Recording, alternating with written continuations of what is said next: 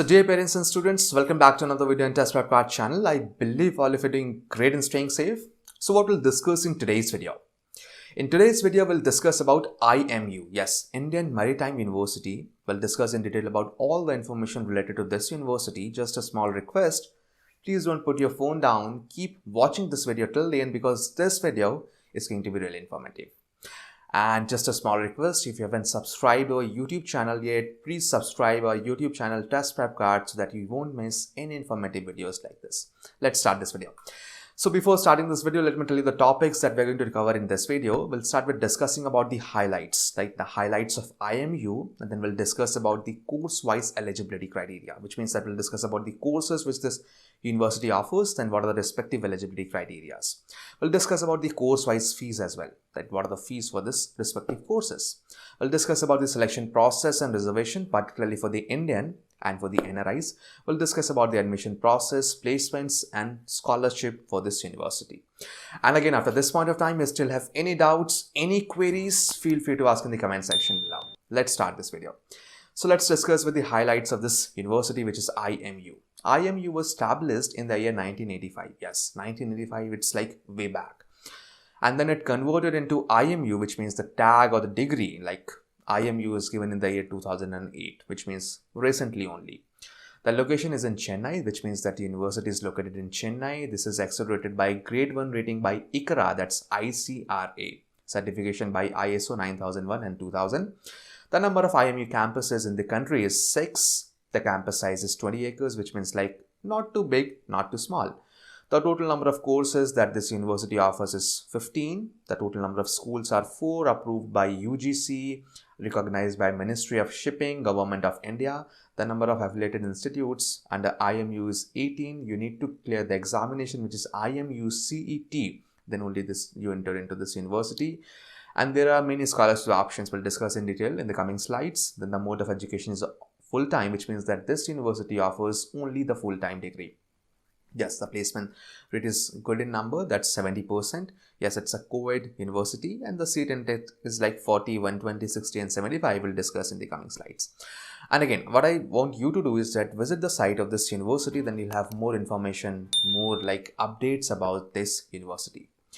Now let's discuss about the courses this university offers and what are the respective eligibility criteria. Let's discuss with the BSc Nautical Science. So for the BSc Nautical Science or for the BTech in Marine Engineering, the basic eligibility criteria is 10+2 in PCM with 60% marks as in a whole and 50% in English. Yes, you need to have a good English. Not fluent, but just a good English. That means 50% marks will make you in this university. Then for the BBA, MBA, this is 10+2 with 60% marks with an average of again 50% in English. Particularly for the MBA, you need to have a bachelor degree with 50% marks and again 50% in English. And for the MBA in Port and Shipping Management or MSc in Commercial Science, Shipping and Logistics, ultimately more or less this is the only basic criteria, which is bachelor's with 50% marks and then 50% marks in your English. Now let's discuss about the course-wise. Okay, now if I talk about for the BTech, that is Marine Engineering or BTech in Naval Architecture or Ocean Engineering or BSc Nautical Science or BSc in Shipping Building Repair or Diploma in Nautical Science, that's DNA, there are like various durations for these courses. Talking about for the BTech, this is 4 years. For the BSc and BBA, this is 3 years. For the diploma courses, this is 1 year. Now let's discuss in detail about the basic eligibility criteria, like in detail. The minimum age to enter into this university is 17 years. The maximum age to enter into this university is 25 years, which means beyond 25, there is no way out. Education qualification, simply diploma, 12th pass with minimum of 50-60% in PCM and then 50% in English. BSc in relevant discipline with not less than 55% marks if you are just trying for diploma courses, or BE or BTech from the university or college recognized by ACT with not less than 50% marks. This is like the basic eligibility criteria. What I just wanted to discuss in here about the age. 17 to 25 is the age criteria in here.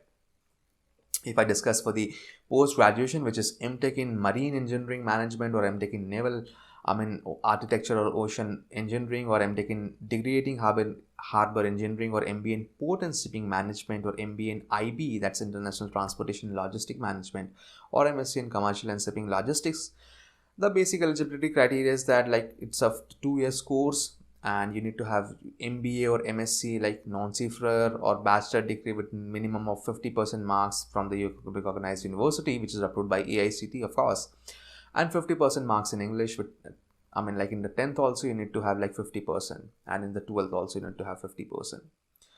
Right, this is about for the MBA and MSc. For the MSc, again, this is like 50% seats are reserved for IMU in MSc. That's for the commercial shipping and logistics. Being offered shall be reserved for the CFRs with Masters FGN certification of competency for MEO classes, and particularly talking about for the diploma courses in post-graduation, that's PGD, right, postgraduate diploma. So in this, the basic eligibility criteria is graduation in BE Mechanical or Naval Architecture discipline from recognized university with marks of 50% marks or 50% in English or in 10, 12 or the degree examination. So which means that more or less 50% is the unique number. You need to have at least 50% in like all the examinations that you have given so far. Your 10th, your 12th, your graduations, if you're targeting for the post-graduation, that means that you have to at least score or maintain 50% marks in the masters. This simply applies for the doctoral program, that you need to having like your graduation, your post-graduation with minimum of 50% marks in the respective domain so that you choose your PhD accordingly. Now, before I move forward and discuss the further aspects, let me announce a very important part here. Now, this is for the DESA and CIWG. So, for the NRIs, we have prepared an NRI ebook that's related to DASA and CIWG. You can download it from the link in the description below. We have a compiled set of NRI ebooks that will really help the students to prepare well in the examination. Now, what is the course-wise fees? Because you see that there are like various domains in the courses. So, what is the general course fee? So, for the BTech and the Marine Engineering, this is because of the 4-year course. So, per year, this is 3 lakh rupees, which means that 12 lakhs is the tuition fee. Okay, and this is about for the males, because there are like different fees for the male and for the female, just to increase the number of like opposite gender in the university, right? This is a good thing. For the female, this is 1,80,000 rupees per year. For the BTech, Naval Architecture and Ocean Engineering, again this is 3 lakh rupees for the males and 3 lakh rupees for the females. So in this course, both have the same fees, that is 3 lakh rupees per year. Now, what is the basic selection process? So, if you're targeting particularly this kind of universities, right, so you need to clear the entrance exam as clearly stated by this university, which says that admission to all the UG and PG programs at the IMU campuses and its affiliated institutes is done through common entrance test, that's CET. The following CET are conducted online with the university for shortlisting students for the various courses. For the BBA, like there are entrance examination, but not for the BBA. In the bachelor's, there's a common entrance exam, that's CET for the normal UG programs except BBA, CET for the MBA aspirants or MBA programs, and CET for the MTech programs. So it means that you need to clear this entrance exam, that's common entrance exam except for BBA. Discussing about the reservation, yes, this institute follows the central rule and has a reservation policy. It says that there are 15% of the total seats reserved for the SC category students, 7.5% of the total seats reserved for the ST category students, 27% of the total seats reserved for the other backward classes, and 10% of the total seats reserved for the economically weaker section. There is no reservation for the PWD as such in this university. You need to just keep this thing in mind. Now, there are again reservation as per the states, as per the demographics of India. So, the Andaman and Nicobar Island, says that there are 20 seats reserved for this particularly Andaman and Nicobar region. Lakshadweep and Minicoy Island, this is 10 in number. 8 northeastern states, that's 7 sisters. That 7 sisters because we are just including Sikkim, so it becomes 8. So, there are 40 number of seats reserved for this northeastern states. For the Jammu and Kashmir, this is 10 in number. So this number is reserved for particularly areas only happens when the students have not occupied the seat till second round or second cutoff, right? So if there are seats vacant after the second round, and let's say if you're from Jammu and Kashmir, so you must have 1 seat reserved in this university. So you just follow that criteria and you are in. Alright, now again there are reservations for the NRI. Yes, they do have the reservation for the NRIs. Under the Kolkata campus, in the BTech Marine Engineering, there are 24 total number of seats, which is for the NRIs. In the Mumbai port, this is 4. In the Chennai port, this is 8. In the Visakhapatnam port, this is 4. In the Cochin port, this is 4. So if I talk about for the total number of seats for NRI in IMU, this is 44 in number. So 44 seats are reserved for the NRIs in IMU, all the campuses.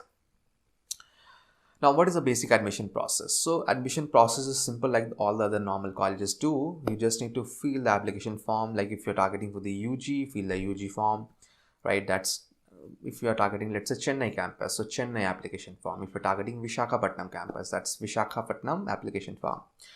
Then appear for the CET examination, that's common entrance test, except for the BBA course. Then appear for Indian Maritime University counseling process. If you just qualify the cutoff thing.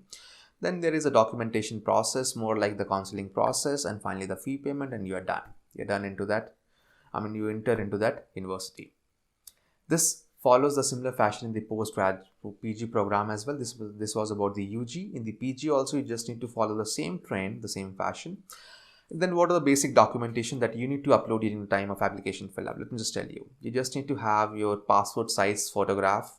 You just need to have your scanned signature. You just need to have your class 10th mark sheet. You just need to have your class 12th mark sheet if you're targeting for the UG programs.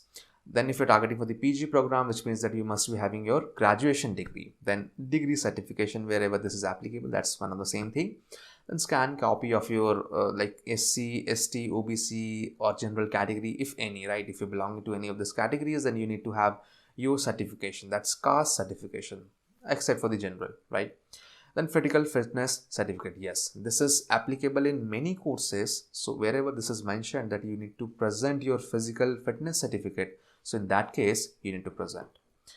Then let's discuss about the placement scenario of this university, which is IMU. So yes, there are various organizations, big organizations that come for the placement campus placements essentially, like Agility, Airlift, Beta, CART, Logistics. Then there are MAC, DHL, GVK, Gati, MICT, IHITS, then SRS, APL, KPL, SICAL, TKM, NSICT, Adani, TVS, CPUL, and much more, right?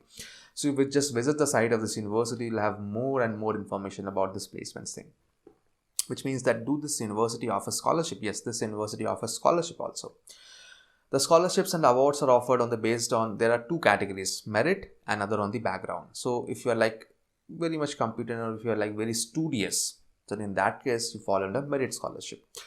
And the second case is under the other backwards, which means under the basis of caste, you are given scholarship. The university offers financial aids to SC and ST students. The Mumbai Port Trust Fund has 30 lakh rupees. So they just gave this 30 lakh rupees amongst the students of this Mumbai port. The university provides scholarship to 5 deserving ST students of rupees 50,000 rupees. That's a fund that is for each year. The scholarships are based on semester wise, which means that each semester you'll get 50,000 rupees under this meritorious scholarship program. This is running by this university, selecting the deserving candidates for scholarship purely based on merit. And if there is any SC or ST students that have been involved in ragging or any other issues, then he is not eligible for this scholarship, which means that they have a very tight scholarship criteria, right? So this is all about this university, which is IMU. I hope you enjoyed. Maybe this university, not much students are aware of this particular kind of universities, but yes, you can also give a try after class 12, after your graduation, because these universities have a great exposure. Particularly these are niche universities specialized in the particular domain. All right, so this is all about this video. I hope you enjoyed. I see you in the coming videos. Till then, keep practicing, stay motivated. Thank you.